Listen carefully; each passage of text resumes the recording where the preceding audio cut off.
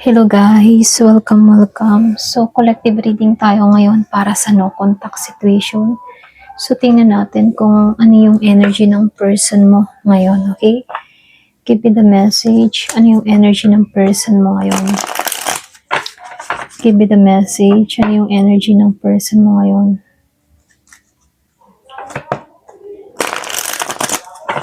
Give me the message. Ano yung energy ng person mo ngayon?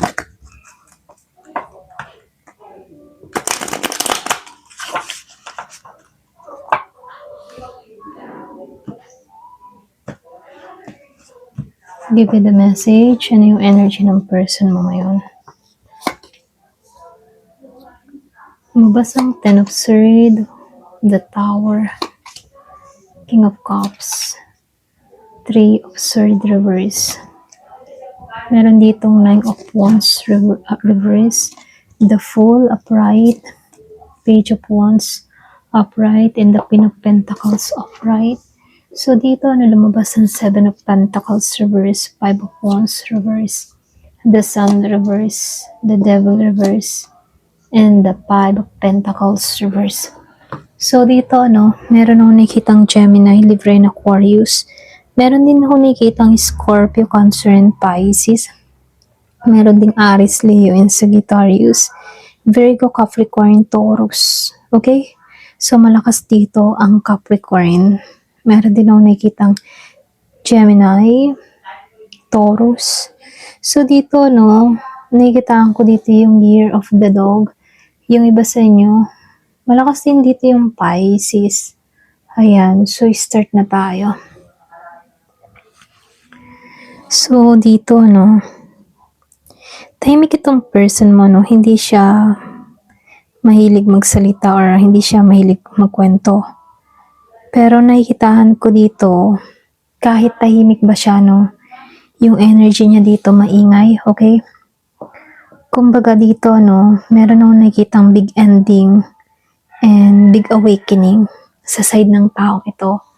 So ibig sabihin, kahit konta kayo, gumagalaw yung loob niya, okay? So nakikitaan ko dito dito sa Ten of Swords and the Tower upright. Kumbaga, yung iba sa inyo meron ka ditong tao na may natapos na isang masakit na cycle, okay?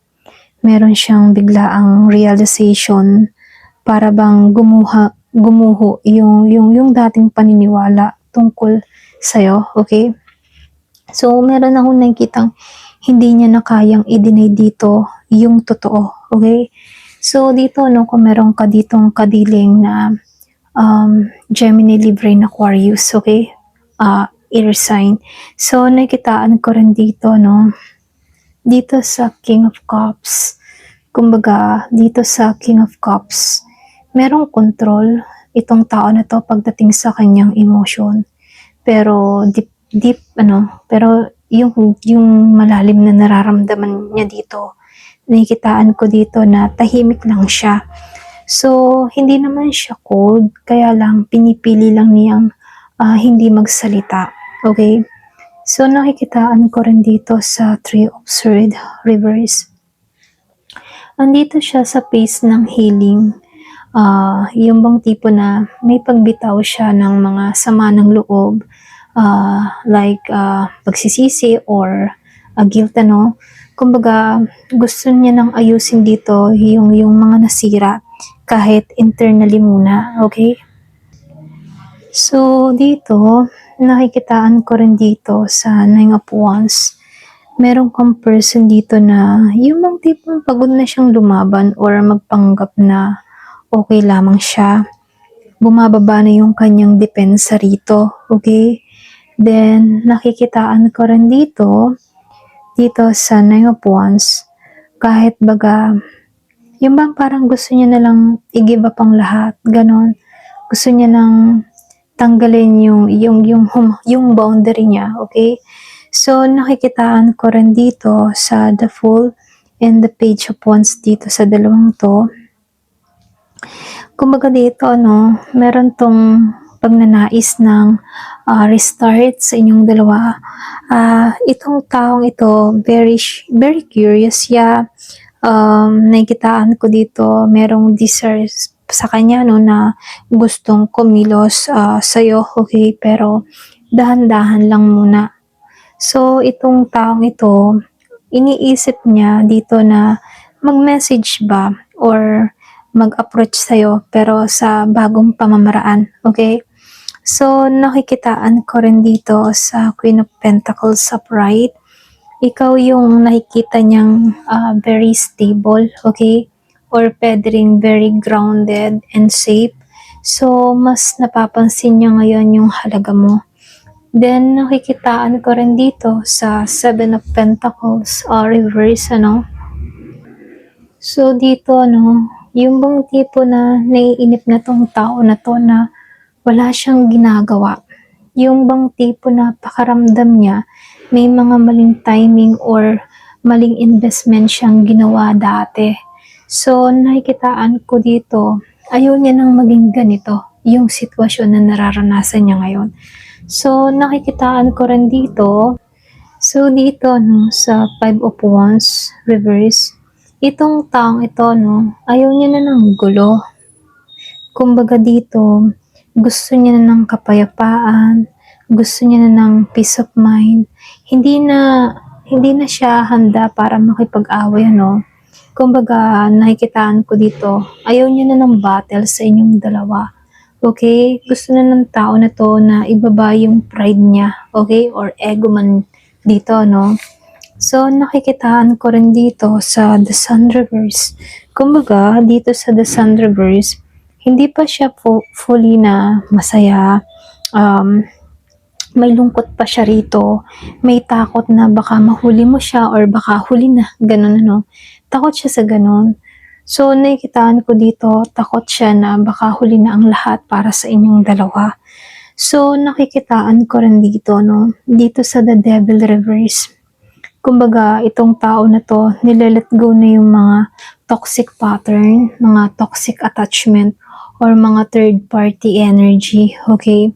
Kumbaga, conscious na tong tao na to na kailangan niya ng effort para sa pagbabago. So, nakikitaan ko rin dito sa Five of Pentacles reverse.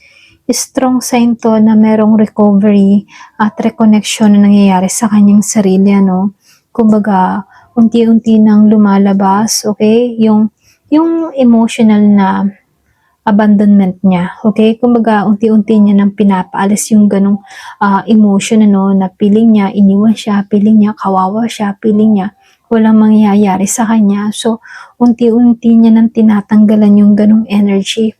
So, nakikitaan ko dito, itong taong ito, hindi siya nagsasalita, pero nagigising na yung diwa niya rito. So, hindi ka nawawala sa isip niya rito, nagbabago lang siya rito, okay? So, nakikitaan ko lang dito, yun lang, So, ngayon, tingnan lang natin, kailan kaya to kikilos sa'yo? Kailan ba siya kikilos sa'yo? So, kukuha na lang ako dito ng mga 5, okay? 5 card lang. Kailan ba to kikilos sa'yo? So, gawin kong 6 para balance.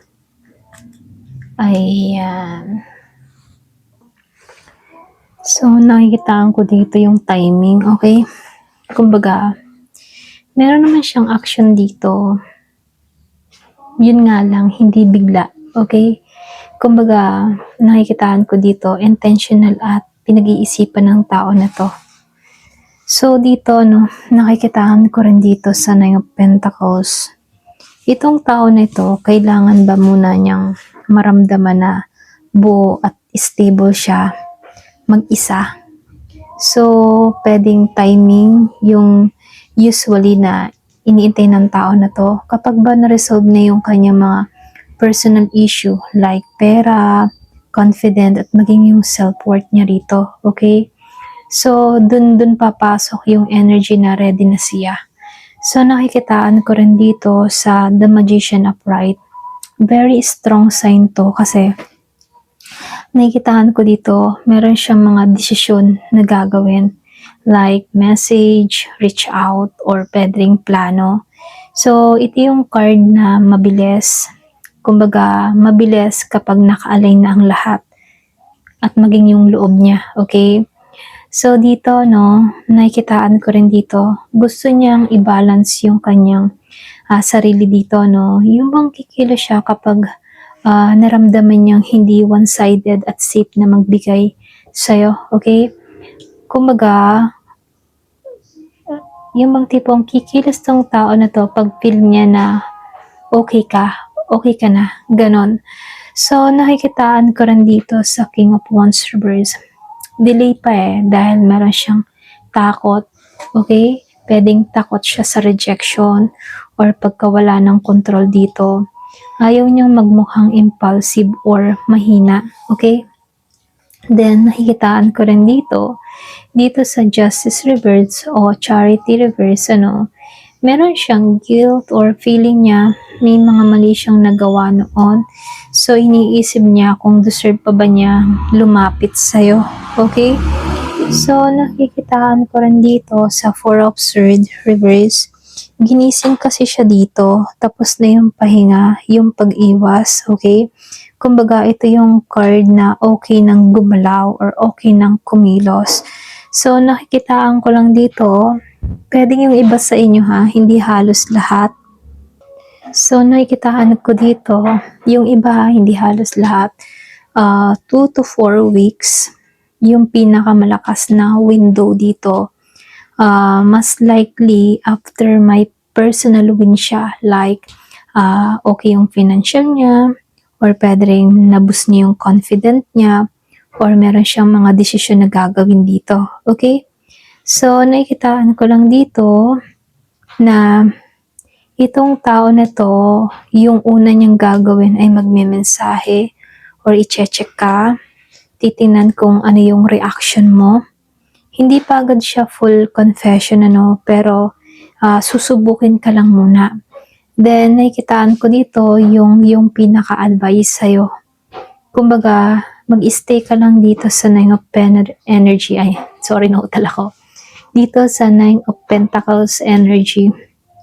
Kumbaga, kailangan mo dito maging confident. Yung bang tipo na kalmado ka lang, unbothered.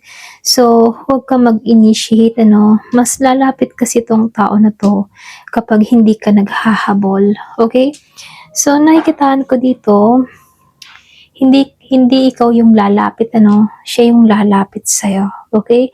Nakikitaan ko dito, yung iba malapit na. So, yung iba malapit na, hindi halos lahat. Ito lang yung nakikita ko. Ayan. Thank you for watching. Love and peace.